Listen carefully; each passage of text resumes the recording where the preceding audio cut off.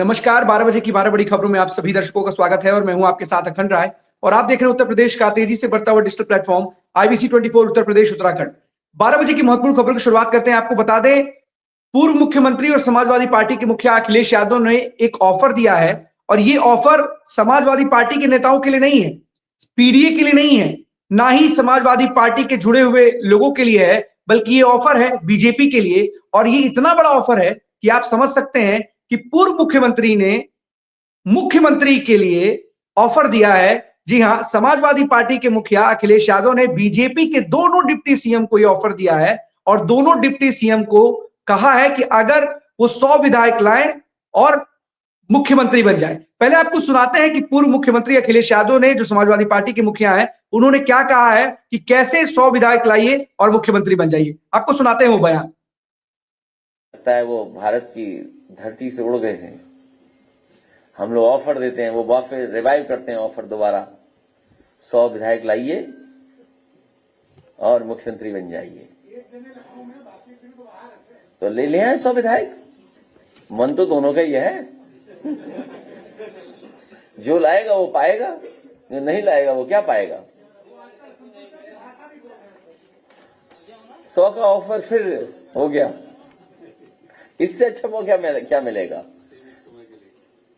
हाँ, एक हफ्ते के लिए फिर ऑफर खत्म। अध्यक्ष जी, जो लखनऊ में लोगों को दूषित पानी जो है पीने योग्य मिल रहा है, पीने वाला जो पानी दूषित मिलता है, आपको नहीं वापस करिए। अभी चुनाव आ रहा है और उसमें जो है आपसे लोकप्रिय, आप सबसे बड़े नेता हैं, लोग आपसे तस्वीर खिंचाना चाहते हैं, लिखना चाहते हैं, तो आप सुन रहे थे कि किस तरीके से पूर्व मुख्यमंत्री और समाजवादी पार्टी के मुखिया ये ऑफर दे रहे हैं बीजेपी के दोनों डिप्टी सीएम को कि आप आइए, 100 विधायक लाइए और मुख्यमंत्री बन जाइए। और कहा है कि जो लाएगा उसे मुख्यमंत्री हम बना देंगे। तो कहीं ना कहीं समाजवादी पार्टी के मुखिया एक बार पहले भी कह चुके हैं कि जो विधायकों को लाएगा उसे मुख्यमंत्री बनाया जाएगा। लेकिन एक बार फिर से उन्होंने बात दोहराई है, क्योंकि आपको बता दें कि मुख्यमंत्री योगी आदित्यनाथ 22 फरवरी से सिंगापुर और जापान के दौरे पर है और वो वहां पर जाकर के जो तमाम बड़े बड़े व्यवसायी हैं, बिजनेसमैन हैं, सीईओ हैं, उनसे मुलाकात करेंगे।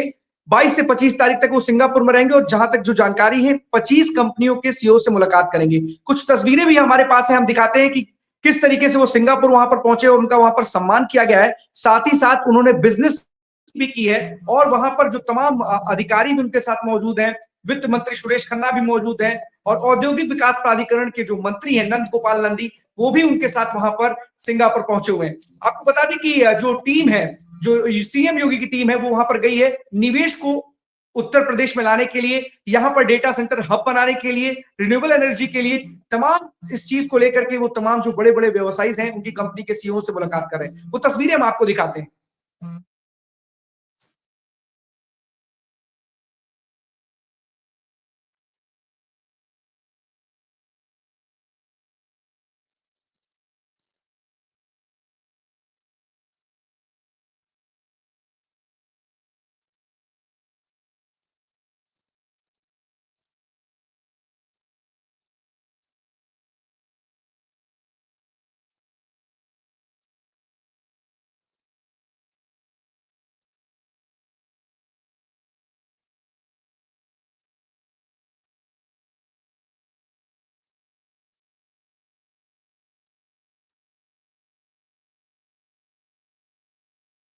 तो आप देख रहे थे किस तरीके से वहां पर उनका स्वागत हो रहा था। तो कहीं ना कहीं उत्तर प्रदेश में निवेश को लेकर के बड़ा ही संजीदा है मुख्यमंत्री योगी आदित्यनाथ और अपनी टीम के साथ वो पहुंचे हैं और तमाम जो वहां पर जो भारत में ले आ सकते हैं वो चीजें वो वहां पर कर रहे हैं।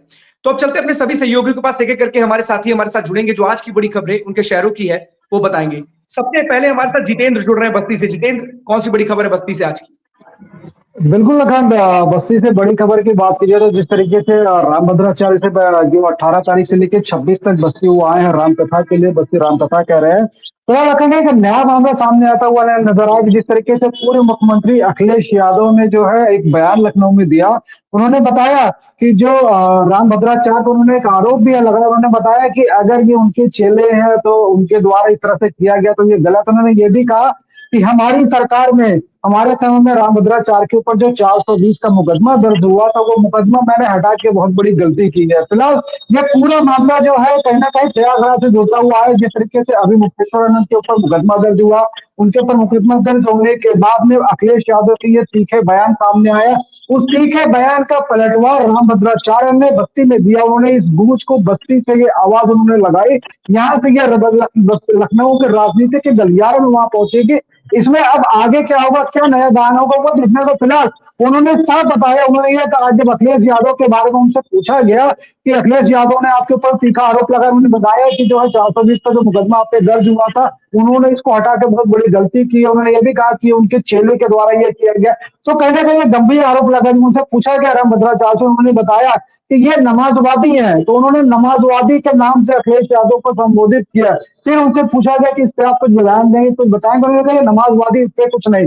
नमाजवादी शब्दों से उन्होंने प्रयोग कर उन्हें बताया। इस तरीके से कहीं ना कहीं साफ देखा जा सकता है। अगर संभवतः वो अगर बाइट वो अगर प्ले हो जाएगी तो स्वाभाविक बात है दर्शक भी देखेंगे किस तरीके से रामभद्राचार्य ने साफ ये कहा है इस तरीके से कि ये नमाजवादी है। तो कहीं ना स्वाभाविक बात है अब रामभद्राचार्य के इस कहीं ना कहीं बयान से राजनीतिक गलियारों में कहीं ना कहीं और धर्म के जो लोग हैं, कहीं ना कहीं लोगों में आक्रोश भी देखा जाएगा फिलहाल। क्योंकि जिस तरीके से समाजवादी पार्टी के अखिलेश यादव पूर्व मुख्यमंत्री है, अध्यक्ष है यहाँ के, और जिस तरीके से आरोप उन्होंने एक संत के ऊपर लगाया हुआ है, ये कहते हुए कि ये उनके चेले हैं तो गलत किया है, जो था वो मुकदमा हमने हटा के बहुत बड़ी गलती की है। तो स्वाभाविक बात है अखंड कहीं ना कहीं ये सवालिया निशान खड़ा करता है।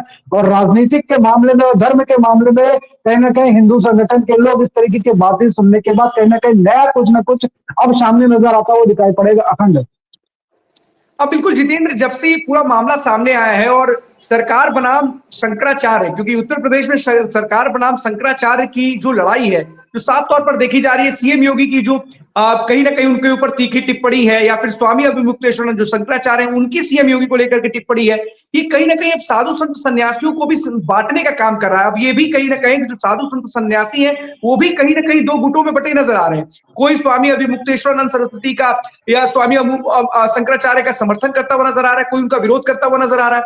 अब यहाँ पर तो रामभद्राचार्य जी ने कहा है, अब जैसे राजनेताओं का एक दल होता है और वो विपक्ष में या जो सत्ता पक्ष होता है या उसके विपक्ष में बात करते हैं, अब इसी तरीके से कुछ मामला साधु संत सन्यासियों के बीच में भी देखा जा रहा है कि उनके भी गुट हैं और वो भी एक दूसरे के ऊपर आरोप लगा रहे हैं। जिसको जो अच्छा लगता है उसके पक्ष में बोल रहा है, जिसके जो खिलाफ है उसके खिलाफ बोलता चला जा रहा है। ऐसे में कहीं ना कहीं एक बड़ी दुविधा पैदा हो गई है कि जो संत समाज होता है, जो कहीं ना कहीं एक मार्ग दिखाता है, वो अब खुद ही बटा हुआ है और एक दूसरे के ऊपर ही आरोप लगा रहा है। तो ऐसे में रामभद्राचार्य जी हो या फिर शंकराचार्य जी हो या फिर मुख्यमंत्री योगी आदित्यनाथ हो या पूर्व मुख्यमंत्री अखिलेश यादव हो, ये जा कहां रहा है मामला, इस समझ से परे है। क्योंकि अगर पूर्व मुख्यमंत्री ये कहते हैं कि रामभद्राचार्य जी के ऊपर लगे आरोपों को मैंने हटाकर गलती की, कहीं ना कहीं क्या ये इस ओर इशारा नहीं है कि वो मुख्यमंत्री जो मौजूदा मुख्यमंत्री हैं वो उनको कह रहे हैं कि आप शंकराचार्य के खिलाफ कार्रवाई कीजिए? बिल्कुल अखंड कहीं ना कहीं ये इंडिकेट करता हुआ नजर आ रहा है कि स्वाभाविक बात है अखिलेश यादव ने इस चीज को साफ साफ का एक प्रेस कॉन्फ्रेंस से कहा, मीडिया के सामने ये बयान दिया है जिस तरीके से कि जो उनके ऊपर 420 का मुकदमा था वो हमने हटा के बहुत बड़ी गलती की। स्वाभाविक बात है इंडिकेट करते हुए नजर आ रहे हैं। कहीं ना कहीं मुख्यमंत्री योगी आदित्यनाथ पे भी आरोप लगाते हुए नजर आ रहे हैं कि कहीं ना कहीं हो सकता है कि उनका जिस तरीके से क्या दोनों जो हिंदू संगठन है, स्वाभाविक बात है कहीं ना कहीं जो धर्मगुरु हैं वो कहीं ना कहीं राजनीति के शिकार हो रहे हैं, या यूं कहें कि कहीं दबाव पड़ रहा है कि क्या कारण है कि जो हिंदू संगठन है, जो एक सन्यासी होते हैं जिनका परे जो होता है वो कहीं ना कहीं देश दुनिया से आगे होता है। तो स्वाभाविक बात है कहीं ना जो धर्मगुरु जो धर्म को बढ़ाने का काम करते हैं, वो राजनीति में इस तरह का अगर भूचाल आ जाए तो स्वाभाविक बात है धर्मगुरुओं के इन बातों पे या राजनीति के इन बातों पे स्वाभाविक बात है जो आम जनता है, जो धर्म के जो लोग हैं, संगठन के लोग हैं, जो हिंदू धर्म के लोग हैं, स्वाभाविक बात है वो अपने धर्म गुरुओं के की बातों को ना सुने, उनकी बातों को ना समझे, तो ये कैसे परे हो सकता है। फिलहाल ये आरोप कहीं ना कहीं अखिलेश यादव का जो द्वारा जो लगाया गया वो कहीं ना कहीं पूर्णता उन्होंने यह भी कहा कि ये नमाजी लोग हैं। नमाजी लोगों की बात करते हुए उन्होंने कहा कहीं नमाजी लोग है, कोई बात नहीं, इन लोगों के बारे में कोई बातें नहीं करने लगे। स्वाभाविक बात है आरोप तो जो है उन्होंने लगाया, लेकिन रामभद्राचार्य ने उस आरोप को कहीं ना कहीं नमाजी कहते हुए उसे कहीं ना कहीं अपने बयानों से परे करते हुए नजर आया। हाँ बिल्कुल, सबसे बड़ी बात है कि इसीलिए शायद कि आज की डेट में पूज्य प्रेमानंद महाराज जी की जो पूछ है उस सर्वोच्च लेवल पर है और उनकी जो पूछ है, ऐसा नहीं है कि केवल हिंदू धर्म को मानने वाले लोग ही उनको मानते हैं। हमने देखा है कि उनके जो दिव्य दरबार लगता है उसमें किस तरीके से लोग पहुंचते हैं और हर धर्म के लोग वहां पर पहुंचते हैं और उनमें किस तरीके की आस्था नजर आती है। लेकिन चाहे वो रामभद्राचार्य जी हो, उनका भी कहीं ना कहीं किसी बयान को लेकर के विवादों से नाता जुड़ जाता है। पूज्य शंकराचार्य जी हो, उनका भी किसी न किसी बात को लेकर के विवादों से नाता जुड़ जाता है। लेकिन आज के इस समय में संत समाज को लेकर के जिस तरीके से पूज्य प्रेमानंद महाराज जी ने एक नई दिशा समाज को देने का काम किया है, शायद और किसी साधु संत सन्यासी में वो चीज नजर नहीं आती। अब एक उदाहरण आपको देते हैं। सबको याद है कि किस तरीके से जब पूज्य महाराज जी जब जाते थे तो कहीं ना कहीं कुछ कॉलोनी वासी ने, वहां के रेजिडेंट्स वेलफेयर सोसाइटी के लोगों ने इसका विरोध किया कि उनके जाने की वजह से वहां पर जो लोग इकट्ठा होते हैं उनको बड़ी दिक्कत होती है। महाराज जी ने किस तरीके का परिचय दिया, सबने देखा। उन्होंने बिना किसी विरोध के वहां पर से गुजरना या वहां पर किसी तरीके की दिक्कत हो, साफ तौर पर इनकार कर दिया। और देखा गया कि किस तरीके के सोसाइटी के ही अध्यक्ष वहां के लोग आकर के उनसे उन्होंने माफी मांगी और उन्होंने कहा कि फिर से अपना ये काम कर सकते हैं, हमसे बहुत बड़ी गलती हुई है। तो क्या हर चीज का विरोध करना उचित है? अगर कोई चीज होती तो क्या आप उसका विरोध करना आपका उचित है या हर बात पर बयान देना उचित है?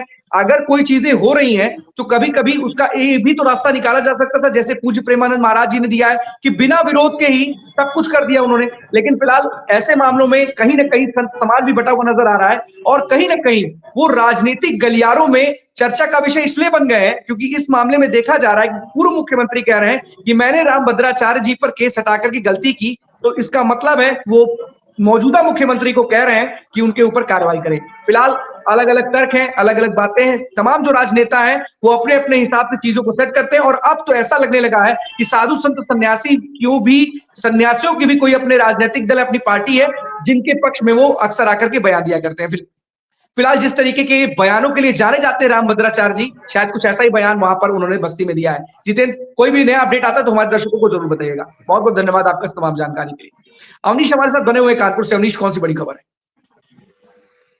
देखिए खंड, मैं आपको बता दूं कि सजेती थाना क्षेत्र पड़ता है कानपुर में, मुख्यालय से लगभग जो है 50-60 किलोमीटर की दूरी पर है। और वहां पर एक दलित परिवार को जो है घर दिलाने की जो है बात सामने आई है, जहां पर माड़ा गांव एक पड़ता है सजेती में, जहां पर जो पीड़ित है उसने बताया है कि जो उनका बेटा है वो ट्रैक्टर से जो है जो पराली होती है उसको लेकर के घर आ रहा था, जब वहीं पर जो ग्राम प्रधान है उनका जो बेटा है अभय, उससे जो है उसकी गाड़ी में जो है थोड़ी सी टक्कर हो गई, जिसके बाद जो वो है वहां पर पुलिस भी आई और उस मामले को दौरान पर जो है शांत करा दिया। लेकिन आरोप है कि शाम को ग्राम प्रधान का जो बेटा अभय वो लगभग 12-13 लोगों के साथ में घर पे आया, उसने मारपीट की और उसके बाद में जो वो पीड़ित है उसका जो घर है, दलित परिवार उसका जो घर है वो जला दिया गया है। फिलहाल पुलिस जो है लगभग काफी मशक्कत के बाद में जो अभय यादव है उसको पकड़ लिया है पुलिस ने। उसके बाद में जो उसके साथ में अन्य लोग थे उनकी जो है जांच पड़ताल और खोजबीन के लिए पुलिस लगातार लगी हुई है। अखंड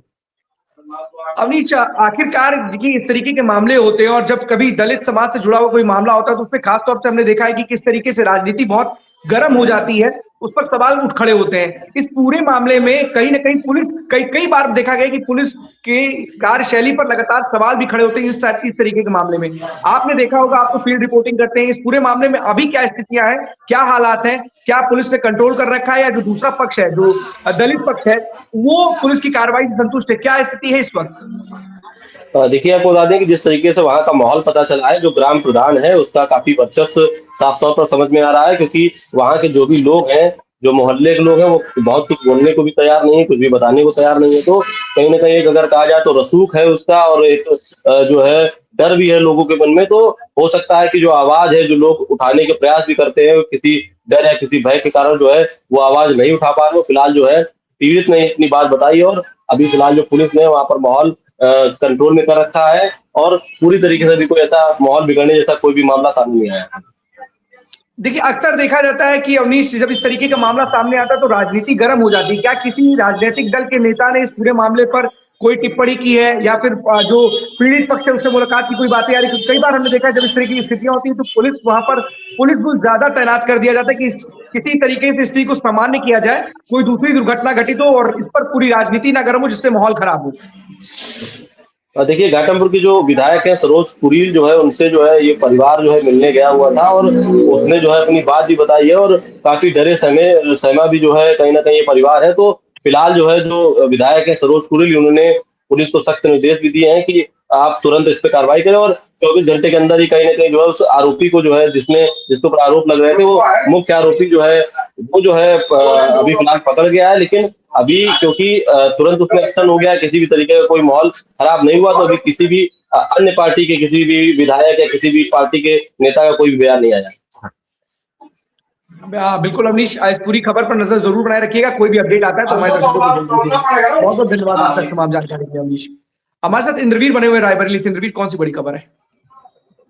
अगर देखिए हमारे पास एक वीडियो है, मैं वो पहले वीडियो दिखाना चाहूंगा। ये आप वीडियो देखिए और इस वीडियो के बाद आपको समझ में आ जाएगा कुछ हद तक की खबर क्या है।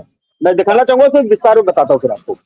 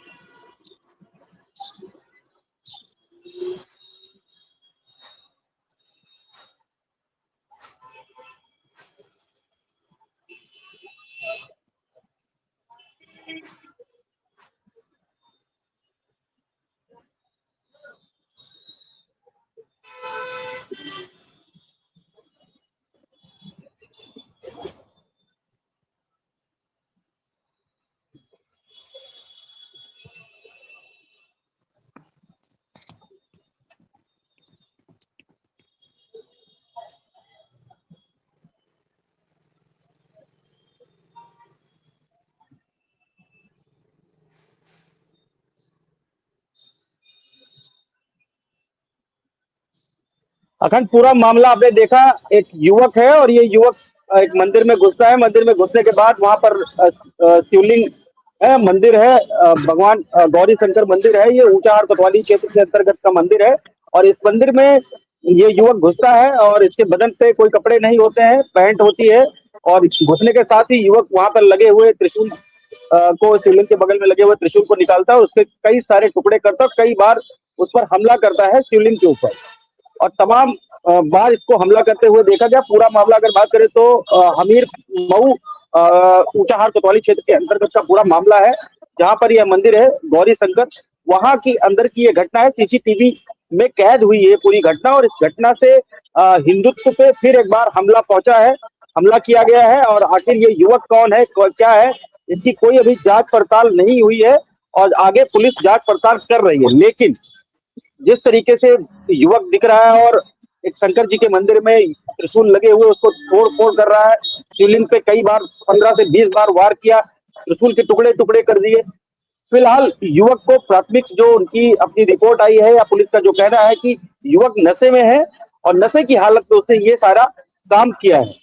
लेकिन अभी भी रायबरेली पुलिस की अगर बात करें तो खोजबीन में लगी हुई है और ऊंचाहार कोतवाल अजय राय से जब बात हुई तो उन्होंने बताया कि मामला संज्ञान में है, मामले की युवक फिलहाल नशे में बताया जा रहा है, लेकिन जांच पड़ताल जारी है और जिसने भी ये कांड किया है या जिसने भी ये घिनौना काम किया है, इस तरीके से एक हिंदू जो तमाम सारी चीजें गतिविधियां उनको देखते हुए चोट पहुंची और तमाम सारे वहां पे हिंदूवादी संगठन नाराज हैं और ऐसे युवक के ऊपर कार्रवाई की मांग कर रहे हैं। तो इस पे इंस्पेक्टर अजय राय और रायबरेली पुलिस का कहना है जल्द से जल्द इस युवक की गिरफ्तारी की जाएगी और गिरफ्तारी कर इनको सबक सिखाया जाएगा। जी इंद्रवीर, पहली बात तो अभी तक पुलिस के हाथ खाली है, गिरफ्तार तो युवक हुआ नहीं है। जब युवक गिरफ्तार नहीं हुआ है तो जो प्राइमा फसाई या प्राथमिकी या फिर उनके हिसाब से ऐसा लग रहा है कि युवक ने शराब पी रखी थी, नशे में उसने इस तरीके का कृत्य किया। ये तो पुलिस की अपनी बातें हैं जो उसने कयास लगाए हैं, लेकिन सच्चाई तो तब पता चलेगी ना जब इस पूरे मामले की परत खुलेगी, जब वो युवक गिरफ्तार होगा। जब अभी तक हाथ खाली है, क्या इसके पीछे कोई साजिश नहीं हो सकती है? क्या किसी ने जानबूझकर इस तरह की घटना घटित नहीं कोई कर सकता है? ऐसी स्थिति में इस तरीके के जब वीडियोस जब वायरल होते हैं, जब इस तरीके से किसी पवित्र स्थल पर किसी मंदिर में इस तरीके का कृत्य किया जाता है, तो अपने आप में लोगों का रोष स्वाभाविक है और लोग इस तरीके सड़कों पर भी उतर आते हैं। तो क्या ऐसा नहीं लगता, क्या इस पूरे मामले के पीछे किसी की साजिश हो सकती है, सोची समझी साजिश हो सकती है, क्योंकि कई बार हमने देखा है कि जो तमाम पवित्र स्थल हो, चाहे वो मंदिर की बात की जाए, चाहे वो मस्जिद की बात की जाए, चाहे वो हमने देखा है कि किस तरीके से अंबेडकर जी की प्रतिमा को लेकर के उनकी प्रतिमा को तोड़ने का काम किया जाता है, तब भी इस तरीके का आक्रोश और रोष देखा जाता है।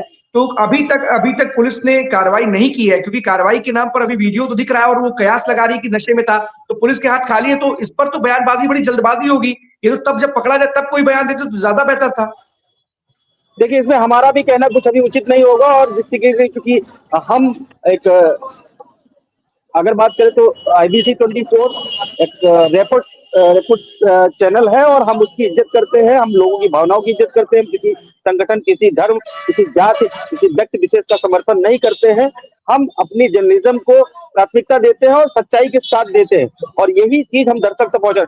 हम किसी भी माहौल में किसी भी चीज को लेकर के हम ऐसा बयान अपनी तरफ से जारी नहीं कर सकते कि जब तक कोई पुलिस का या किसी आधिकारिक मामले का बयान ना आ जाए सामने ऐसे मामलों पे, क्योंकि ऐसे मामले बहुत क्षण भर में बहुत जल्दी तूल पकड़ते हैं। और इन मामलों को लेकर के रैली पुलिस का कहना है हम संजीदा हैं, हम जल्द गिरफ्तारी करेंगे, लेकिन जो अभी बयान है पुलिस का उसके अकॉर्डिंग तो यही लग रहा है कि अभी तक पुलिस के हाथ खाली है, और गिरफ्तारी कब होगी ये क्वेश्चन मार्क है।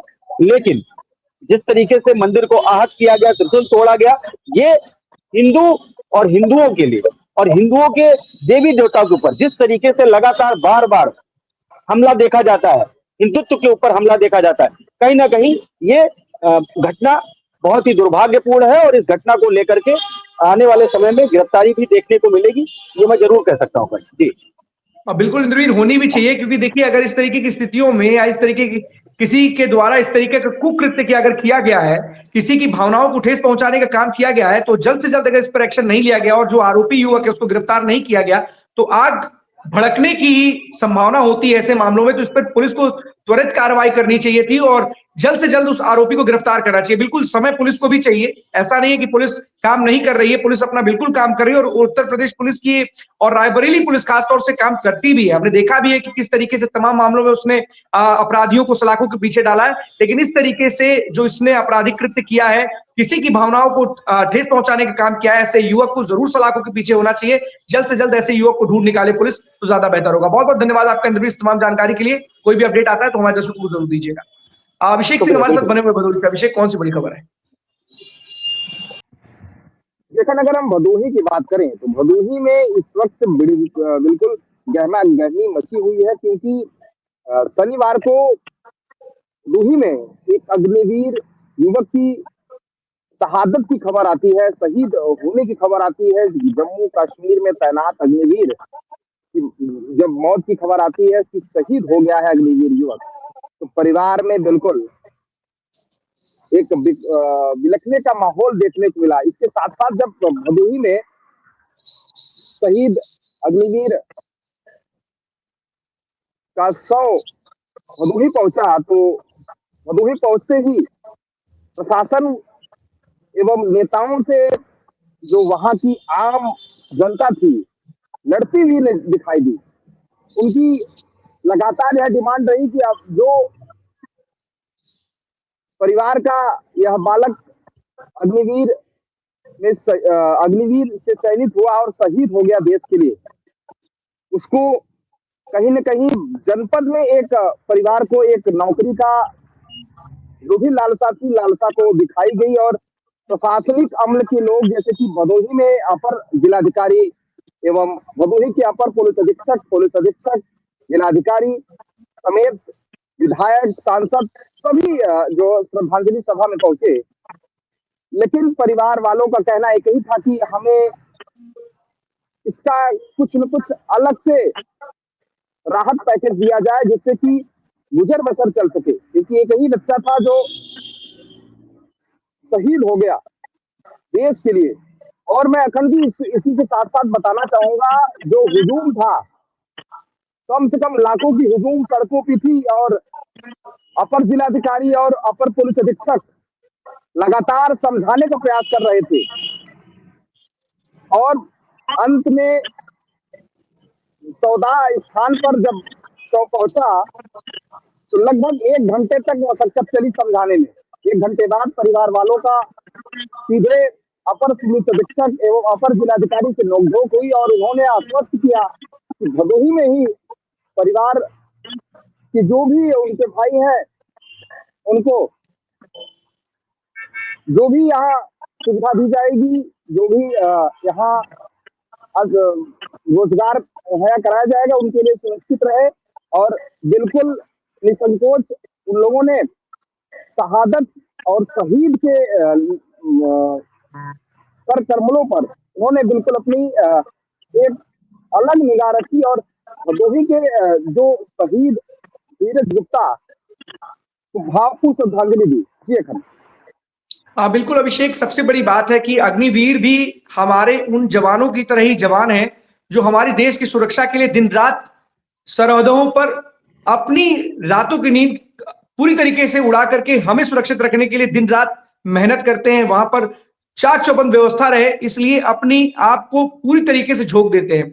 और अगर वहां पर किसी अग्निवीर या फिर किसी जवान की शहादत होती है तो एक समान ही होती है, ये भी सरकार मानती है। और बिल्कुल वहां पर जो तमाम चीजें देखने को मिला, लोगों ने विरोध भी किया, एक हुजूम था, कड़ी मशक्कत करने पड़ी जैसा कि आप बता रहे हैं। तो बिल्कुल ऐसा नहीं होना चाहिए कि अग्निवीर में और जो जवान है हमारे उनमें किसी तरीके का भेदभाव हो, क्योंकि वो भी किसी का बेटा है, वो भी किसी का लाल है, वो भी उसने भी हमारे देश की सुरक्षा के लिए अपनी जान गंवाई है और उसी के लिए उसको भी उसी तरीके का सम्मान मिलना चाहिए। बिल्कुल इस पर विचार करना चाहिए सरकार को। अगर कोई मांग है परिवार वालों की तो उस पर विशेष ध्यान देने की आवश्यकता है। और जैसा कि आपने बताया कि तमाम मान मनोबल के बाद परिवार वाले माने, लेकिन इतना जरूर है कि अग्निवीर भी हमारा जवान है, उसने भी उतनी ही सेवा की है या उतना ही उसने मन के साथ वहां पर अपनी इच्छा के साथ इस नौकरी को उसने सिलेक्ट किया, क्योंकि ये जवान जो होते हैं, ये जवान जो जानते हैं कि इसका अंत क्या होगा और बहुत ही जाबाज होते हैं हमारे सैनिक, हमारे जो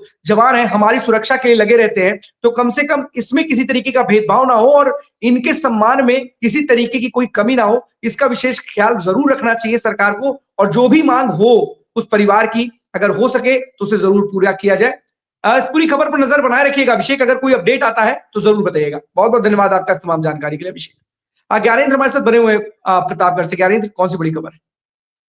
बिल्कुल, देखिए प्रतापगढ़ से बड़ी खबर है और सबसे बड़ी बात है कि प्रतापगढ़ की पूरे उत्तर प्रदेश को झकझोर देने वाली खबर है। 10 साल से एक युवक को जो है बंधक बना करके उसका धर्म परिवर्तन कराया गया। मध्य प्रदेश के रहने वाले संतोष शुक्ला 10 साल पहले प्रतापगढ़ आए तो उनका जो है धर्म परिवर्तन कराया गया। सोचिए, संतोष शुक्ला को जो है सीधे सीधे शेर खां बना दिया गया और 10 सालों तक उसे अपने पास जबरन रखा गया। प्रतापगढ़ के जसवाड़ा थाने इलाके का पूरा मामला है और कल देर शाम जैसे ही वो उस कैद से छूटता है तो सीधे प्रतापगढ़ के जसवाड़ा थाने के अंतर्गत पहुंचता है और सीधे वहां पुलिस से अपनी आप बीती बताती है। तो पुलिस ने पहले उसका बयान रिकॉर्डेड किया, जो कि बयान अब वायरल है।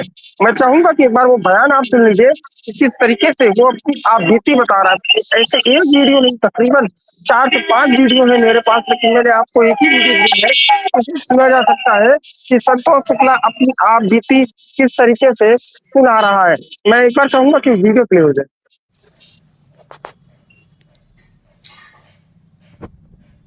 कब तुम्हारा धर्म भी बदलवाया गया? हाँ, धर्म किनके यहाँ रहते थे? ननकऊ के यहाँ। तो उन्हीं ने मौलाना को बुलवाए। वो कहे तुम कलमा पढ़ो। ननकऊ कौन है? ननकऊ ये कुटुरिया थे। पूरा नाम उनका क्या है सही सही? ननकऊ खान, हम तो यही जानते हैं। और उनके भाई जैन है, नेम है, कल्लू है। अच्छा, ये सब लोग मतलब सब लोग दबाव डाल के धर्म बदलवाए? ये नहीं, हाँ ये है तो उन्हीं के भाई सब लोग कहेंगे। मस्जिद कौन लेके गया था तुमको? इनके भाई लेके गए थे और वो मस्जिद वाले मौलाना उन्हीं के घर पे ही आए थे, आए रहे हैं। चंदा लेने आए थे तो बस ये बैठाए और कहे इनको कलमा पढ़ा दो। तो पढ़ लिए कलमा? एक आध कलमा सुना दो यार हमें भी। बताए दो अव्वल कलमा ला इलाहा इल्लल्लाह मुहम्मद रसूलुल्लाह। पढ़ा दिए? टोपी वोपी भी दिए थे? हाँ, टोपी है। का नाम रखे तुम्हारा धर्म परिवर्तन के बाद? शेर खान। बाप का नाम? उमर। उमर कौन है जानते हो? नहीं। तो ऐसे बाप बना लिए? हाँ, बिना जानते हुए बाप बना लिए? आधार कार्ड बनवा दी, फिंगर लगवा के। कहाँ लगवाए थे फिंगर? ये अपने डेरवा में, उसके यहाँ जो चौराहे पे नहीं है वो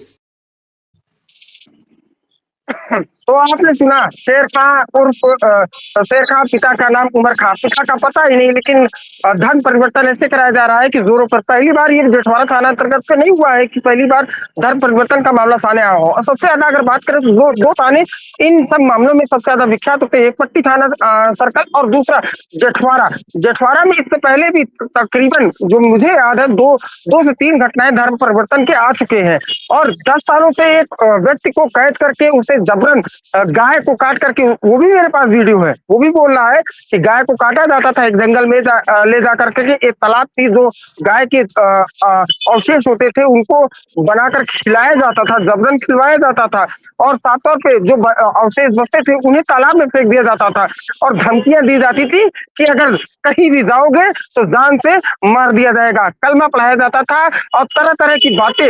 वीडियो है मेरे पास जो कि थाने में ही लिया गया बयान है। और ये जो भी पूछ रहे हैं ये भी पुलिसकर्मी ही है, कोई बाहरी नहीं पूछ रहा है, पुलिसकर्मी वाले ही ये पूछ रहे हैं कि कौन हो, कहाँ से आए हो।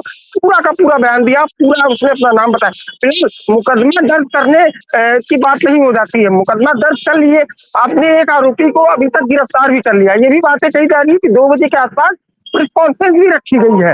लेकिन सबसे बड़ी बात होती है कि जो गिरोह है, सबसे बड़ी बात होती है कि जेठवाड़ा, मानदाता के ये दो थाने पड़ते हैं, ये प्रयागराज और के बॉर्डर पड़ते हैं। और सबसे ज्यादा ये कहा वहां की रिकॉर्ड उठाकर देखेंगे तो धर्म परिवर्तन और गौ तस्करी का मामला सबसे ज्यादा वहां पे मुकदमे पंजीकृत आप पाएंगे भी, ये सच्चाई है। अभी तक पुलिस ने सिर्फ एक व्यक्ति को गिरफ्तार किया है जो मुख्य आरोपी है, और अन्य आरोपी फरार चल रहे हैं। संतोष शुक्ला काफी डरा सहमा हुआ है, फिलहाल पुलिस की कस्टडी में वो भी है, उसको अलग से एक जगह सेफ हाउस में रखा गया है। सबसे बड़ी चीज, दूसरी ये चीज बनती है कि धर्म परिवर्तन का इतना बड़ा खेल अगर चल रहा था तो अभी तक प्रतापगढ़ की पुलिस और एलआई और जो इंटेलिजेंस की टीम होती है वो आखिर कहाँ थी। तीसरा सवाल ये बनता है कि इसके पहले भी एक मामला ऐसे ही सामने आया था, उसमें भी मुकदमा दर्ज करके जेल भेजने का काम किया गया था। और ये जहाँ का ये मामला बताया जा रहा, वहां से बहुत दूर का ये मामला नहीं है। चालू है सर, चालू है, जेल ये कुछ नया नहीं है। प्रतापगढ़ में ऐसा जेठवाड़ा पट्टी में सबसे ज्यादा देखा गया है। अंतर्गत भी देखा गया था कि एक हॉल में भरकर पूरा का पूरा धर्म पत्रकार आते हैं पूरा का पूरा धर्म परिवर्तन का खेल किया जा रहा था, धर्म परिवर्तन था। तो पट्टी थाना इलाके में भी देखा गया था। पट्टी में भी ऐसे आज से 2 साल पहले की बात बता रहा हूँ मैं, हॉल में नहीं, कई ऐसे हॉल में पकड़े गए थे कि जहाँ पे धर्म परिवर्तन का खेल किया जा रहा था। फिलहाल संतोष शुक्ला 10 सालों से डरा सहमा पुलिस के पास जब पहुंचा था, तो हमने जब पुलिस से बात टेलीफोनिक हमारी बात हुई, उन्होंने साफ तौर पर कहा कि संतोष शुक्ला पहुंचते ही पहले भर कर रोया है, फिर उसके बाद उसने शुद्ध खाना मंगवाया था, क्योंकि उसे लगातार जो है मांसाहारी खाना ही दिया जा रहा था, उसे एक तरीके से टॉर्चर भी किया जा रहा था। अब सबसे पहले जो पुलिस का कहना है कि संतोष शुक्ला की काउंसलिंग कराई जाएगी, फिर आगे जो है कार्रवाई की जाएगी। आरोपी की गिरफ्तारी की जा चुकी है और अन्य आरोपियों की गिरफ्तारी के लिए 2 टीमें गठित की गई है। जल्द से जल्द गिरफ्तारी की बात पुलिस की ओर से कही जा रही है। अखंड सबसे बड़ी बात है ज्ञानेंद्र की, देखिए कितनी मासूमियत से पूरा का पूरा मामला है। जैसे लग रहा है कि किसी ने कोई छोटा सा कांड कर दिया हो, पुलिस ने उसमें से एक आरोपी युवक को गिरफ्तार कर लिया हो, बाकी बचे हुए लोगों की तलाश में टीम को गठित कर दिया हो।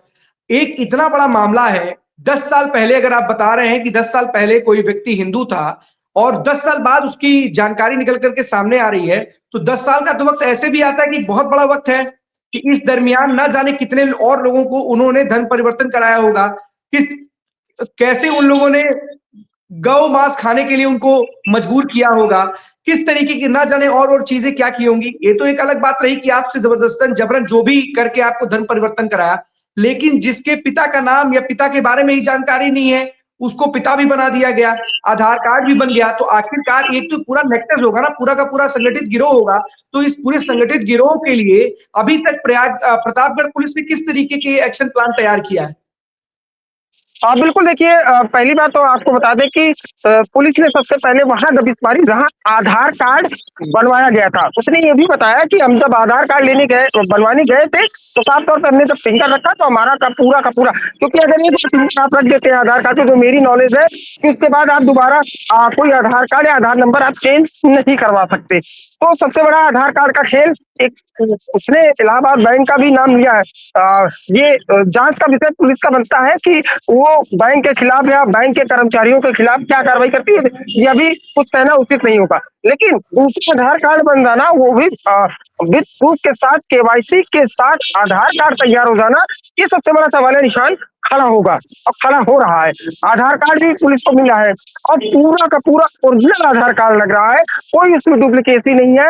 आधार कार्ड को ऑनलाइन भी चेक किया गया, जो उसमें क्यूआर मिला था वो भी चेक किया गया। पूरा का पूरा शेर खां पुत्र उमर खां का नाम लिख के आ रहा है।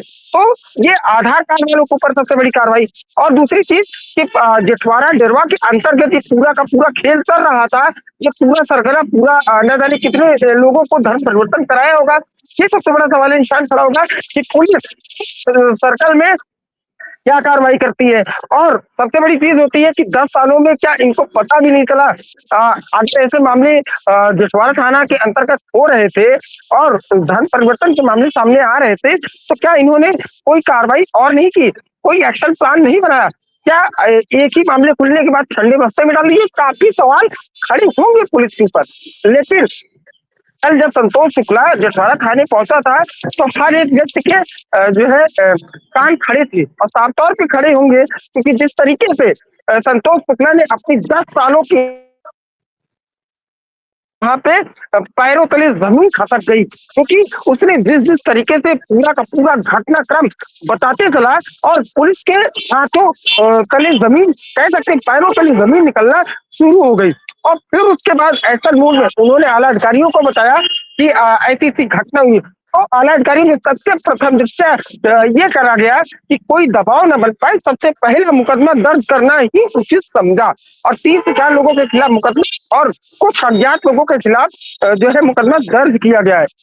लेकिन सबसे बड़ी बात ये आती है कि अभी तक सिर्फ एक ही गिरफ्तारी, ये सवालिया निशान खड़े होंगे जब संतोष शुक्ला ने एक एक व्यक्ति का नाम, पता, एड्रेस, घर, पहचान करा दिया गया है और वो लोग कहाँ घटना को अंजाम देते थे, वो लोग कैसे किन मस्जिदों में जाकर के लोगों को जबरन धर्म परिवर्तन करवाते थे, वो भी पूरा उसने बता दिया है। तो सबसे पहले उस मस्जिद के ऊपर कार्रवाई करनी चाहिए जिस मस्जिद में ये पूरा का पूरा खेल चल रहा था। तो अब ये देखने वाली बात होगी कि पुलिस अगला स्टेप क्या होता है। और जो बातें कही जा रही है 2 बजे के आसपास प्रेस कॉन्फ्रेंस भी रखी गई है, क्या प्रेस कॉन्फ्रेंस उसी चीज के लिए या अन्य चीज के लिए, लेकिन बातें जो आ रही है पुलिस से करके कि 2 बजे के आसपास प्रेस कॉन्फ्रेंस भी है और साफ तौर पे कुछ ना कुछ बातें होंगी इस धर्म परिवर्तन को लेकर के। और क्या कार्रवाई होगी ये आने वाला वक्त बताएगा। पुलिस की ओर से क्या कार्रवाई की जाती है, ये सबसे बड़ा सवाल निशान खड़े होंगे। केवल एक की गिरफ्तारी पर रुक जाती है या अन्य की भी गिरफ्तारियां होंगी।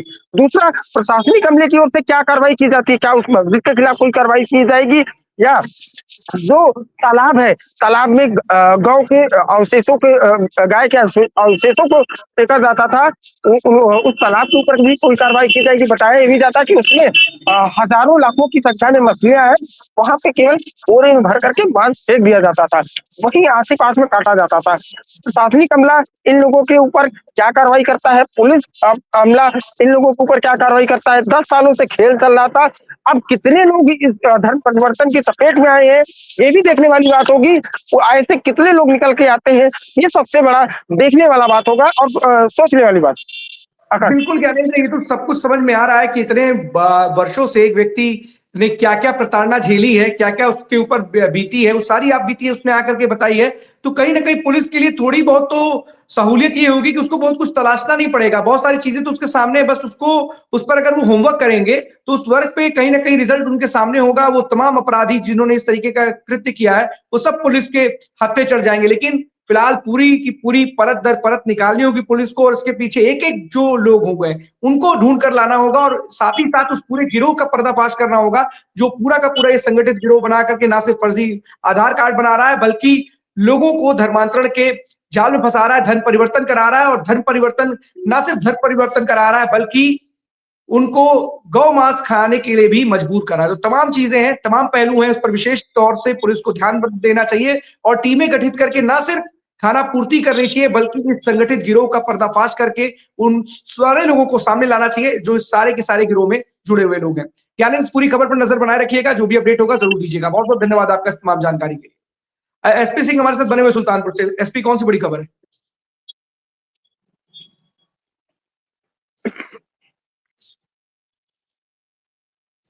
एसपी, आपको आवाज आ रही है? जी सर, जी अकान बताइए। सुल्तानपुर जनपद में जिला अधिकारी के निर्देशन में, कुमार हर्ष के निर्देशन में इस समय यातायात माह का जो खाली कराने के इनका चल रहा है अवैध निर्माण का, जो नजूल की जमीन का, और जो रोड पर अतिक्रमण करके दुकानदार जो बढ़ा के दुकान लगाए रहते हैं उनको लेकर के नगर पालिका और पुलिस प्रशासन काफी सख्ती नजर आ रही। यातायात प्रभारी भी बराबर इसके उसमें औचक निरीक्षण कर रहे हैं।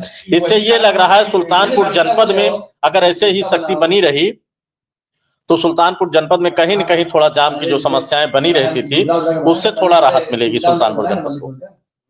बिल्कुल, बहुत बड़ी चीज है क्योंकि जिस तरीके से तमाम चीजें देखने को मिलती हैं, और ना सिर्फ सुल्तानपुर की समस्या है बल्कि पूरे उत्तर प्रदेश में और अगर कहें देश में, तो अतिक्रमण एक बहुत बड़ी कुव्यवस्था बन चुकी है जिसने कहीं ना कहीं लोगों को बड़ा परेशान किया, और लगातार एक के बाद एक इस तरीके से अतिक्रमण ने पूरे शहर को जाम जैसी व्यवस्था में, जाम में ढकेलने का काम किया। तो इस पर जरूर काम करना चाहिए और सभी को इस पर विशेष तौर से ध्यान देना चाहिए।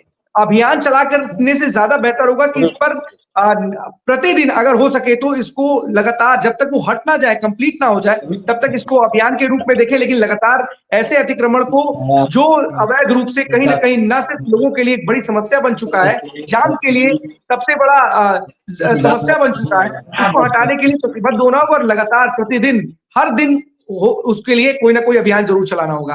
बहुत बहुत धन्यवाद आपका एसपी सिंह इस तमाम जानकारी के लिए। अगर कोई अपडेट होगा तो जरूर बताइएगा। बहुत बहुत धन्यवाद आपका इस तमाम जानकारी। आपको बता दें, लखीमपुर से एक बड़ी खबर है। लखीमपुर में 10वीं के छात्र एग्जाम देने के लिए जा रहे थे, वहां पर उनकी जो मैजिक थी उसकी भिड़ंत ट्रक से हुई जिसमें एक बच्चे की दर्दनाक मौत हो गई और 16 बच्चे घायल हो गए, गंभीर रूप से घायल है।